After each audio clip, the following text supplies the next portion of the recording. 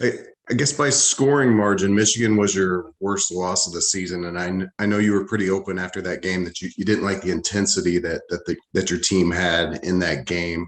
I guess is that something you guys have been talking about openly this week that you just didn't bring it that game? Well, you would think after the big game we had against Purdue, everybody would be sky high, and I think we came out with. Let me turn this off here.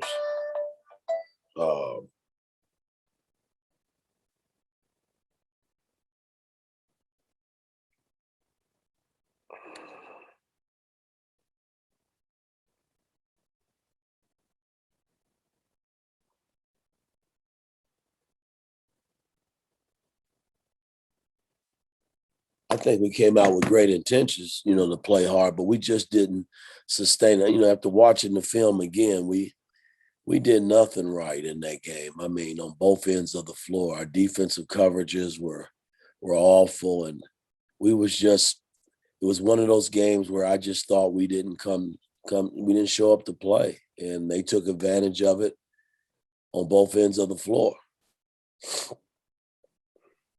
Keegan.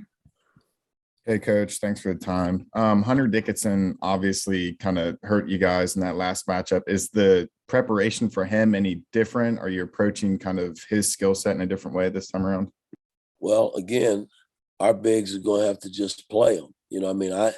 I thought he had his way, and, he was very boisterous about it, and he came in and had a monster game. And you're not going to beat that team if you don't slow him down. So we're going to have to do a better job on him to the point where he can't dominate like he did. I thought that was the difference. And yeah, they made threes, but I just thought he was the X factor. He did whatever the hell he wanted to do. And we just can't let that happen again. Alec. Hey, Coach. Again, when you kind of look back at that first matchup, was there anything that you can really take away from that and say kind of, hey, we did X, Y, and Z okay, and we can build off of that? Or do you kind of flush the tape and move on and take this as a new game? It wasn't pretty watching again yesterday. I'll tell you that.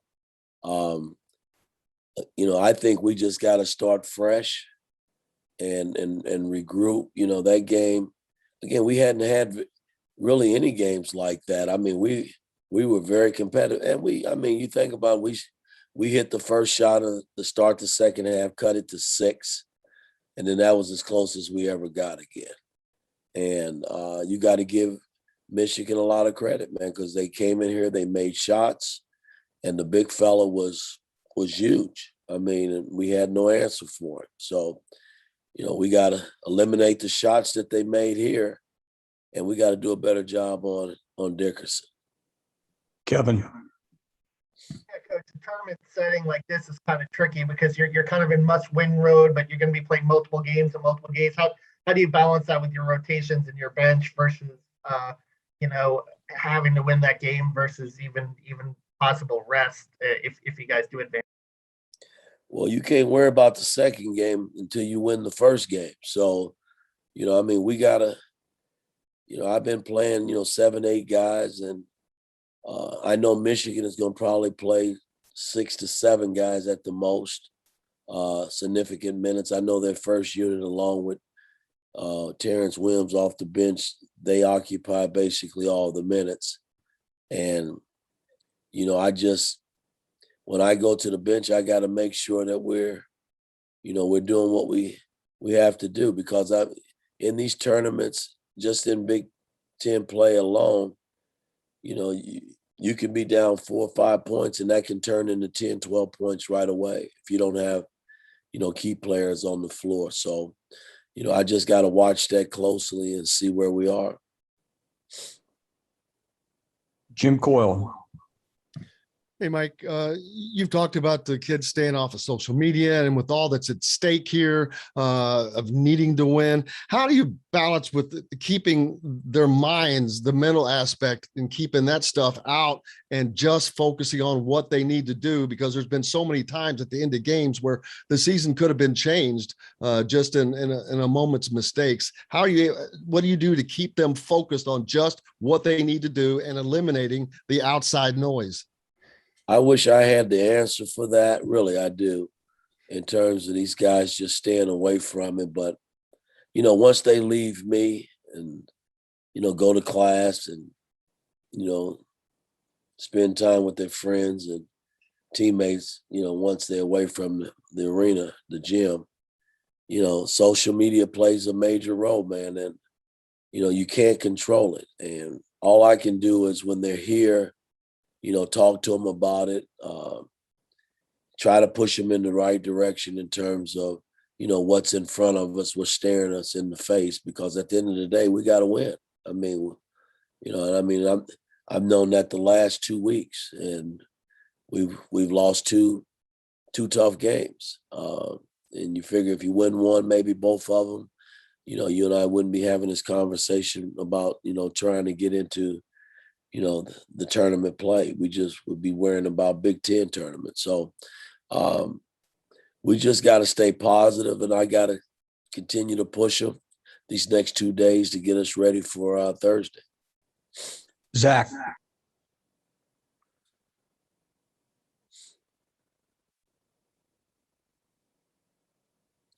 I don't know if Zach is on. Zach? Dustin. Hey, Mike, what's the adjustment been like for you going from the NBA to college basketball in terms of the timeout situation? Obviously, you're used to having more in the NBA, but probably not as used to as many kind of predetermined media timeouts. Just what's that been like determining when you want to save one, when you want to use one to stop a run? How's that adjustment been? Well, I'm constantly turning, because I am so used to so many timeouts. And, the other night I used them all because, I was trying to kill the run and I ran out of timeouts. And, but a place like Purdue, I don't regret what I did because they made, it gets crazy in there and we could have easily gone from 10 to 20 easily, in that building. So, I got to just work closely with my coaching staff to make sure that I at least have one, coming down the home stretch in case, we got to dribble the ball up and then I can, get it in the front court. But, again, I don't think that beat us the other night. I personally don't think that. We had our shots. And, if Parker makes the three, that's now the pressure's back on them being up one, and us having to get one stop. So, but I got to get better. I got to, my coaches have got to help me a little bit more. And I got to get better in terms of figuring out, the timeouts, because we don't have as many as we had when we were in the NBA, when I was in the NBA. So I got to work on that. Zach. Coach, sorry, my internet crapped out for a second. So if somebody asked this already, I apologize. But I think Trey stretched and warmed up on Saturday. Obviously, he didn't play, but as you prepare for a team like Michigan that can challenge you from sort of those wing spots, those hybrid spots, do you think he might be available? How important do you think he would be, especially defensively, if he was available? Well, again, he played in the game, the first game. And, I just didn't think any of our guys played great in that game. We were just, we were awful, I thought. And yes, we need him. He's been a big piece to the puzzle. We knew that coming into the season. He and Rob both. And hell, Rob has missed 10 games, and now I think he's up to 13, 14 games, Trey. So, it hurts that they've missed the games because, again, we were counting on those guys to be a part of it. But, if he's able to come back, I'm going to accept him with open arms. We need bodies. And, he's been pretty good when he's been in uniform and on the floor for us. So, but I don't know if he's even going to come back. I'm gonna be honest with you guys. I mean, he hasn't really been able to practice, and so again, my theme has always been is the next guy's got to be ready to play. That's all we can do at this point. Alex. Hey, Mike, thanks for the time. We appreciate it.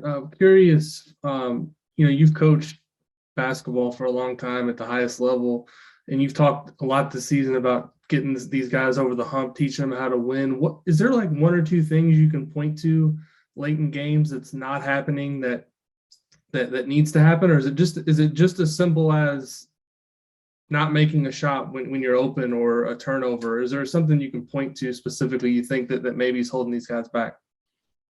I don't think there's anything you can point to. I mean, you put them in the best position possible. You try to. I mean, when I look at the other night, 17 seconds, hey, we executed the hell out of the play, but we came up empty. We didn't make the shot. It was a wide open shot. Underneath out of bounds, we've executed that play where Trey has gotten the lob and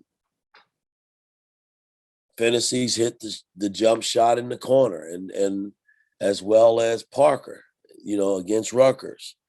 Why Miller threw the ball low versus throwing it high, because he was wide open. You can't explain those situations.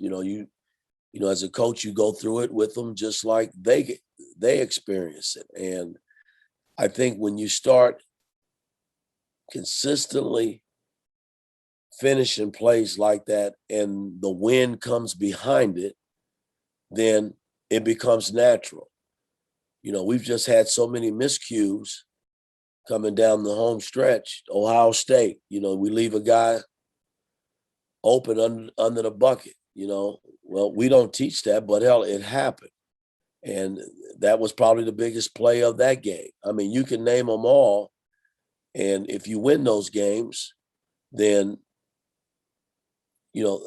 they're in a good place mentally in terms of moving forward each time they're in that position. And we haven't won them. So, we keep making some of the same mistakes or missing some wide open shots that, other teams seem to make against us. So, it's just one of those things. We just got to keep working our way through it. Last question, Mike Schumann.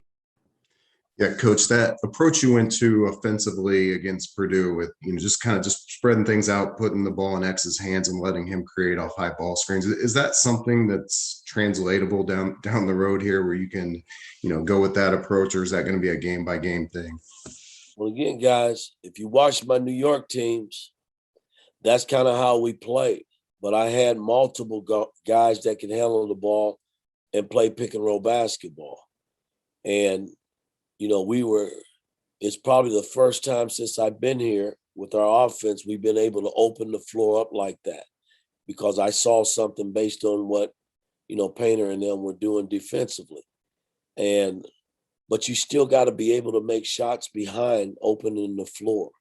And you got to be able to throw the lob, which we were able to do in getting, Trey some dunks or layups in that regard.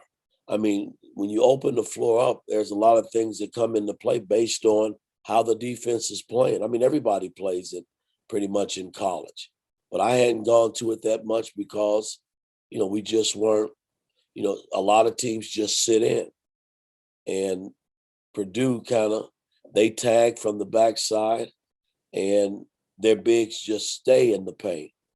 And, it gave us the pocket pass. It gave us the throwback based on the tag. A lot of teams don't play us that way. So that's why we hadn't run it that much. But you still got to make shots, when you open the floor up like that. And I thought we had some good looks again. And Miller was pretty damn good, in it the other night. And, that's not to say that we won't, exploit it again. But a lot of it is how the defense is playing us.